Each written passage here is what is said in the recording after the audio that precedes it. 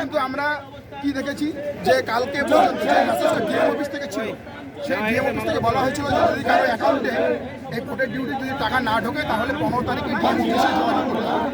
সেই অনুযায়ী অনেকেই ডিএম এবং সেক্ষেত্রে এবং আমি নিজেই গিয়েছি।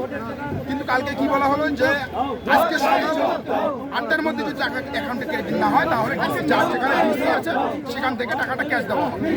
কিন্তু আমরা এখানে আসার পরে এখানে ডিসির থেকে যে টাকা দেওয়ার কথা সেখানে গিয়ে কোনো ব্যবস্থা নেই, কেউ সঠিক উত্তর দিতে পারছে না। যার জন্য আমাদের এখন আন্দোলন চলছে।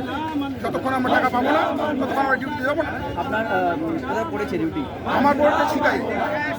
কোন কি দায়িত্ব রয়েছে? আমি নাম কি আপনার? আমার নাম হরিশচন্দ্র। কোথা থেকে এসেছেন? আমি নিগমনগর থেকে, আমি 3 7 নং বিধানসভা। আমরা কথা বললাম যে তাদের যে দায়িত্ব এবং যারা ভোট কর্মী রয়েছে জানাচ্ছেন হবে না, তারা কিন্তু বিক্ষোভ দেখাচ্ছেন এবং তারা বিক্ষোভ দেখাচ্ছেন, স্লোগান দিচ্ছেন।